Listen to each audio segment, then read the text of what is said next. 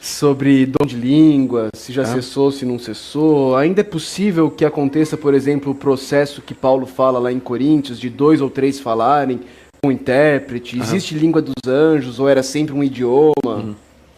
Certo. Primeiro com relação à natureza das línguas.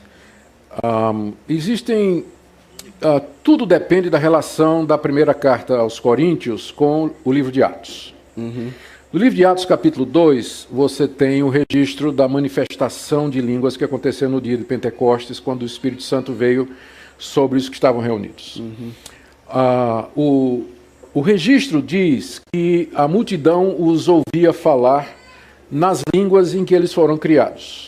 E eles eram galileus. No máximo, sabiam aramaico, que era a língua popular, talvez um pouco de grego, que era uma língua franca, né? Mas saber todos os idiomas das nações que estavam representadas ali seria impossível. Né? Daí eles ficarem maravilhados com o que estava acontecendo. Considerando que o Espírito Santo havia descido sobre os 120 e não sobre a multidão ainda, então é mais lógico que o milagre aconteceu nos 120.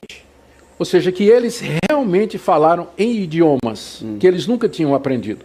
Não precisou de milagre na multidão, porque eles ouviram aqueles idiomas. Né? Só depois é que o Espírito Santo desce sobre eles, quando Pedro diz, vocês se arrependam, creiam e vocês receberão o dom do Espírito Santo. Então o que aconteceu em Atos 2, aquelas línguas ali eram idiomas estrangeiros, falados sobrenaturalmente pelo poder do Espírito Santo. Quando o Espírito Santo parou de agir daquela forma, os apóstolos também não tinham mais, ou os 120 que estavam lá, eles não tinham mais condição de falar aquelas línguas que eles falaram durante aquele momento que o Espírito estava sobre eles, né? Porque era de fato um evento sobrenatural.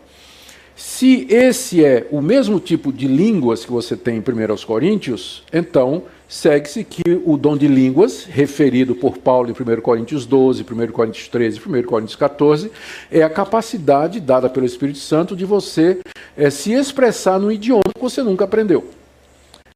Ou seja, em línguas humanas mesmo. Tá? Algumas evidências para isso. Primeiro, não faz sentido você ter dois tipos de línguas, né? Uma dada em Pentecostes e outra que ocorria nas igrejas. Parece que é o mesmo fenômeno, tanto é que a Bíblia usa a mesma nomenclatura.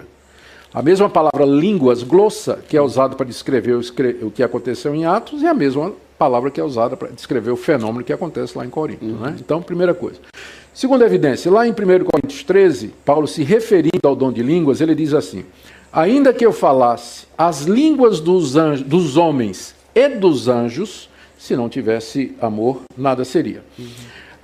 Então, ao dizer, se eu falasse a língua dos homens, então ele está pensando no dom de línguas, não é? Então é evidente que para ele, o dom de línguas seria falar nos idiomas humanos pelo poder do Espírito Santo. O acréscimo e dos anjos tem que ser entendido à luz do exagero que Paulo está fazendo ali. Porque ele está dizendo, ainda que, ele não está dizendo que é possível, ele está dizendo, ainda que eu fosse capaz, ainda que eu tivesse o dom de línguas, numa profundidade tal que eu falasse em todos os idiomas humanos. Não, ainda que eu pudesse falar nos idiomas dos anjos, ele não está dizendo que isso é possível. Ele está dizendo que ainda que fosse, o amor ainda seria maior. Ele está fazendo isso para exaltar o valor do amor.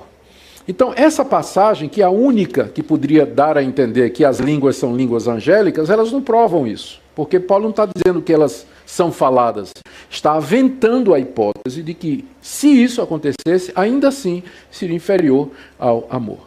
Bom, em 1 Coríntios 14, né, Paulo trata dessa questão das línguas, ele não proíbe. Na verdade, ele proíbe proibir. No final, diz, não proibais falar em línguas. Só que ele coloca uma ordenação sobre como as línguas devem ser usadas na igreja. Elas devem ser praticadas por 2 ou 3, né, em sequência, e tem que ter intérprete. Se não tiver, ele diz, fica calado na igreja. Então, havendo essas condições, particularmente eu não tenho dificuldade. Se cumprir essas condições, são idiomas humanos, 2, no máximo 3, em sequência que tem intérprete. Então, nessa condição, não tem dificuldade. Aliás, essa é a posição da Igreja Presbiteriana do Brasil. Tem uma carta pastoral que foi escrita na década de 90. Eu tive a oportunidade de fazer parte da comissão que elaborou essa carta, e nós vimos que exegeticamente, ou seja, por via de interpretação da Bíblia, não tem como dizer que esse dom cessou. Mas a questão é que, historicamente, ele cessou.